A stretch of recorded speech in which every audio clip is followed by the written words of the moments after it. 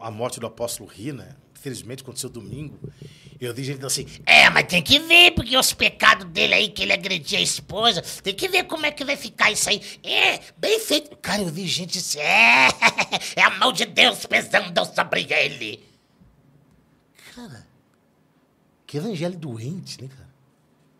Que gente doente. Revelado, pastor rasga o verbo sobre o apóstolo Rina. Graça e paz, amados irmãos e irmãs. Que a bênção do Senhor seja abundante sobre sua vida neste dia. Quero começar nossa reflexão com um poderoso versículo da palavra de Deus. Conhecereis a verdade e a verdade vos libertará. João 8:32. Hoje trago uma mensagem que vai mexer com seu coração. Revelado, pastor Carlos Eduardo rasga o verbo sobre apóstolo Rina. Antes de começarmos, quero pedir algo especial a você que nos acompanha. Se você tem sido edificado por nossas mensagens, inscreva-se no canal, ative o sininho para não perder nenhum conteúdo e deixe seu like. Nos comentários fixados, você encontrará o link para o nosso grupo de oração.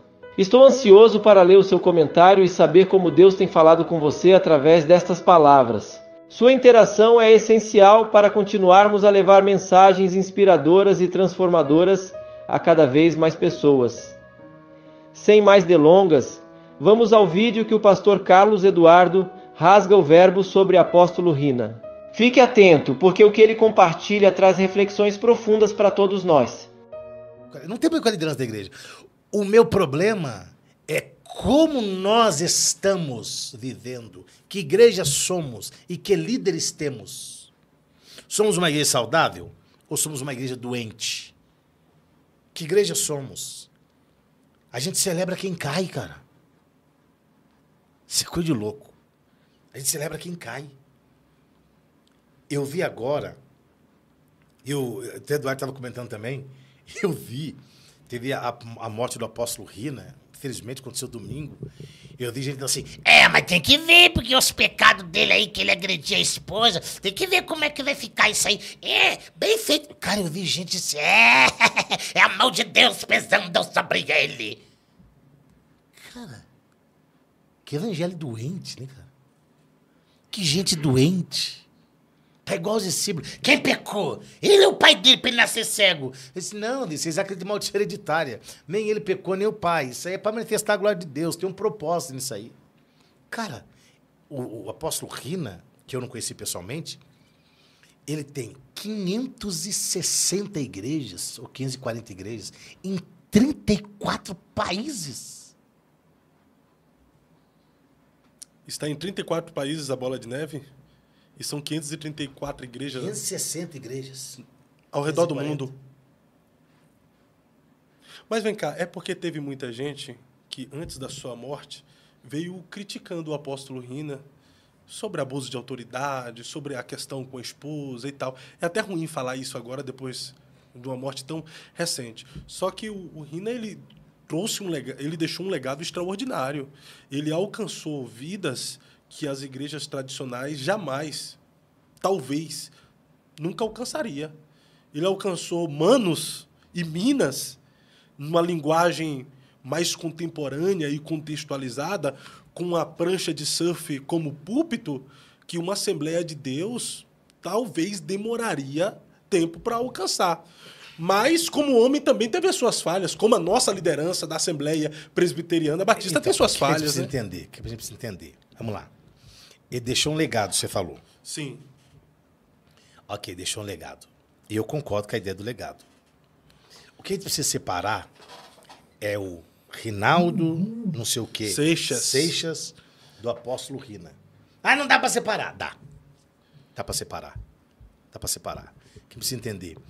O pecado dele foi pecado sexual, adultério, Imoral? Imoral? Não. Ele teve um problema familiar.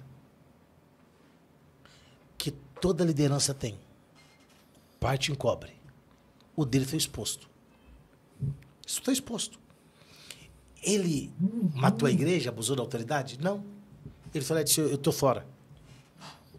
Se vocês quiserem abrir o ministério de vocês, trocar placa, eu abençoo vocês. O cara fez isso. Agora, Quem não deixou legado?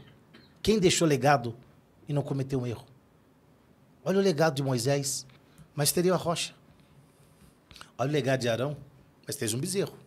Olha o legado de Davi, mas cometeu adultério e homicídio. E a gente aplaude Davi. Ah, Davi! O homem segundo o coração de Deus. Não estou dizendo que tem que aplaudir o apóstolo Rina. Sansão. Mas tem que, no mínimo, reconhecer o legado dele. Os filhos que ele gerou ao longo desse tempo. E por que Deus, às vezes, permite a queda? Para mostrar para todo mundo que são homens, não são heróis. Quando Davi... Eu fiz uma live falando sobre esses dias. Quando Davi chama Abtai, Isai e Joabe e diz, vocês dão a guerra por amor a mim, poupem Absalão. Eles foram, lutaram, Joabe foi e matou Absalão. Quando alguém traz a notícia para Davi, é paradoxal, parece paradoxal, mas Davi tem no mesmo dia a vitória e a derrota. Davi venceu o inimigo, mas perdeu o filho, porque o filho era o inimigo. A Bíblia diz, Davi subiu, e Davi gritava e chorava, e andava. Absalão, Absalão, meu filho, tá, eu queria ter morrido no seu lugar. Quando Joabe fica sabendo do que Davi fez, a Bíblia diz, Joabe sobe lá e fala para Davi assim, ó, os homens estão todos lá embaixo, lutaram por você, eles estão lá decepcionados, porque deram a vida e você está chorando por Absalão. O que ele faz? E por que os homens estão decepcionados com Davi? Porque eles não veem esse Davi. Eles veem aquele Davi que cortou a cabeça de Golias com 17 anos. Eles veem Davi como herói, não veem Davi como homem. Parte das nossas decepções com a liderança da igreja é porque nós vivemos a maldição da expectativa. Nós achamos que os homens são o que nós criamos na nossa mente. E não que eles de fato são humanos. Meu Deus. Limitados. E que erram. E que pecam. E que podem fracassar. Às vezes, Deus permite a queda. Às vezes, Deus permite a exposição. Para alguém reconhecer, disse, opa, esse cara é humano. Deus falou, tinha um espinho na cara de Paulo. Para quê? Para que eu não me gloriasse. Disse, ó, pá, e aí, Paulão? Ô, sou Paulo ainda. Acorda para a vida, você é Paulo, hein? Você não é nada mais do que Paulo. Não me gloriasse da grandeza das revelações que tive. Então, às vezes, nós precisamos, às vezes, e boa parte delas, Deus tira pessoas do nosso meio para não perdê-las para o inferno. Forte. É melhor o céu ganhar do que o inferno perder. Então tu acredita que foi o próprio Deus que recolheu? Eu acredito. Eu acredito. O diabo não tinha poder sobre a vida dele. Ah, mas ele fez não sei o quê com a esposa dele. Bom, cada um dará conta de si a Deus. Eu não sei o que conversa havia entre eles depois, que conversa teve entre eles. Eu não sei que pé que estava a vida deles. Eu acho estranho, na verdade, algumas pessoas criticando aqueles que anteriormente criticaram o Rina e agora estava dando condolências.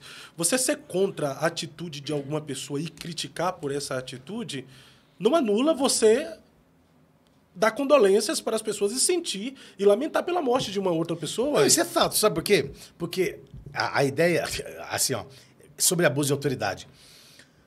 Quando Davi diz que não mataria Saul por ele ser ungido, em momento algum você vai ver Davi não repreendendo Saul. Ele vai falar assim, você está sendo ingrato comigo. Olha o que eu fiz por você. Não toque em mim porque eu sou ungido, hein?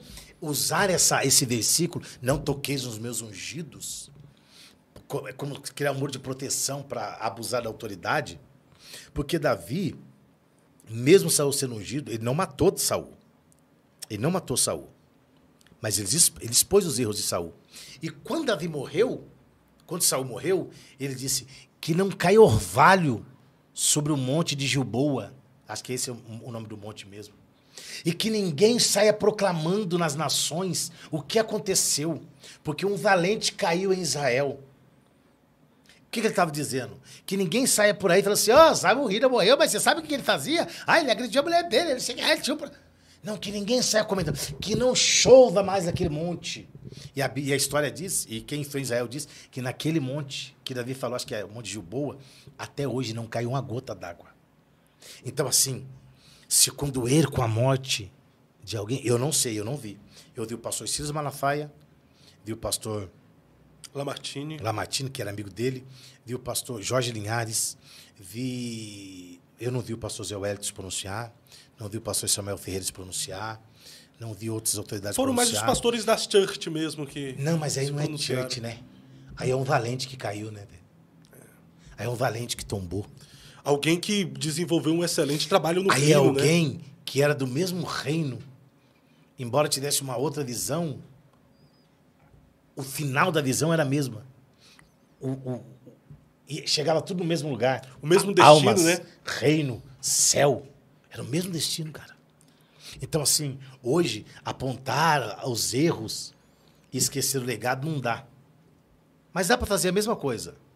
Aponte o legado e diga, esse erro aqui foi para mostrar que o legado não era sobre ele. Era sobre quem estava com ele. Sabe por quê, Fábio? Não é sobre a caneca que você toma água. É sobre o que tem dentro da caneca. Você é só a caneca. As pessoas bebem o que está em você. O Rina era só a caneca. As pessoas bebiam o que estava dentro dele. Não é sobre a caneca, é sobre o conteúdo. Forte. E o sim dele a Jesus fez alcançar muita gente, entendeu? Né? Deu assim. Então, ele poderia ter vivido mais. É uma outra conversa. Isso é outra coisa. Mas eu digo assim, olha o que ele fez. Olha do que abriu mão. Não, pode pegar, tira a placa lá, coloca a sua placa. Abre a igreja lá, vai. Olha quantas vidas discipuladas. Né? Quanta gente ele trouxe para perto. Batizadas. Quanta gente ele conheceu. Quanta gente conheceu Jesus através dele. Mas o cara tinha uma prancha no púlpito, seu escárnio. Não, mas tinha uma prancha porque ele começou numa loja do cara que vendia prancha. E não tinha púlpito. E o cara colocou uma prancha lá e falou, pastor, tem uma prancha aí. E aí ele fez culto ali. E ali ele usou uma estratégia. A que Paulo usou quando chegou lá e viu uma placa. Ao Deus desconhecido. Isso eu vou pregar sobre esse Deus aqui. Ele usou a prancha para trazer um monte de gente para perto. Gente que estava longe. Que, como você disse, talvez a presbiteriana não ia alcançar, a batista não ia alcançar, a Assembleia de Deus não ia alcançar, a quadrangular não ia alcançar. Mas ele conseguiu alcançar. Com a linguagem dele, do jeito dele, ele trouxe muita gente. Então, assim, eu não vou dizer que é uma perda para o evangelho, né? No sentido de que, tal, mas é uma lacuna que fica aberta. E agora, a liderança dele será provada como? Como que a gente sabe que alguém é bom líder? Depois que morre. Continuidade. A continuidade. Se acabar, a liderança dele foi um fracasso. Mas não vai acabar, porque eu vejo aí que está esparramado por aí afora. Então, assim, é triste você ver que muitas pessoas ainda fazem apontamentos sobre o que aconteceu. E eu não estou dizendo que você tem que passar um pano só porque ele morreu, né? Agora o cara é bonzinho porque morreu. Não, ele errou. Ele fracassou com a esposa. Ele, se teve agressão lá, eu não sei de fato da história, tal, não está certo, né? É covarde se o fez. Não é porque morreu que é santo, né? Se agrediu é covarde, vagabundo, pilantra se fez. Mas se ele reconciliou com ela, se pediu perdão, se eles se aceitaram lá, não sei, cara. Mas eu sei que isso não anula, não pode anular o legado dele. Como o adultério de Davi, o homicídio de Davi, não anula. Tu acredita que o legado, a história de alguém é maior do que o seu momento de fracasso? Claro que sim. Porque o momento de fracasso é fruto do seu legado. Véio. Só fracassa quem tem um legado. Quem não tem legado não fracassa. O Davi Miranda, por exemplo. O Davi Miranda deixou um legado extraordinário. Ele fracassou? Né? Rapaz, fracassou. Dá pra ver agora, de alguma maneira fracassou. Deixou quem pra assumir? O que você acha do legado de Josué? Substituto de Moisés? Terrível, enorme. Né? Enorme. O cara conquistou a terra, mas fracassou. Foi o sucessor de Moisés. Mas fracassou. Quem que sucedeu ele? Ninguém. Porque não preparou ninguém. E outro fracasso apontado por Deus em Josué 13:5. Deus diz, Josué, você tá velho e tem muita terra para conquistar. O cara deixou de conquistar. Não, aqui tá bom demais. Disse, não, vi aí, tem terra ainda. Ele deixou de conquistar.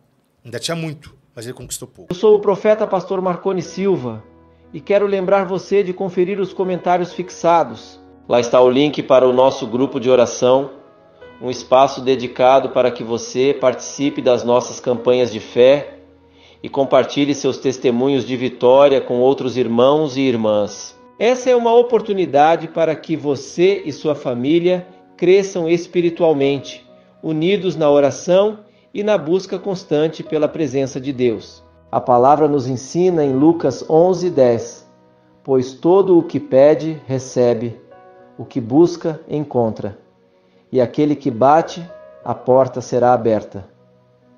Participar de um grupo de oração nos fortalece e nos aproxima de Deus, além de nos conectar com pessoas que compartilham a mesma fé. Cada testemunho é um sinal vivo do agir de Deus e um incentivo para perseverarmos em nossa jornada espiritual. Mantenha-se firme buscando o Senhor com todo o coração e vivendo em comunhão com os irmãos.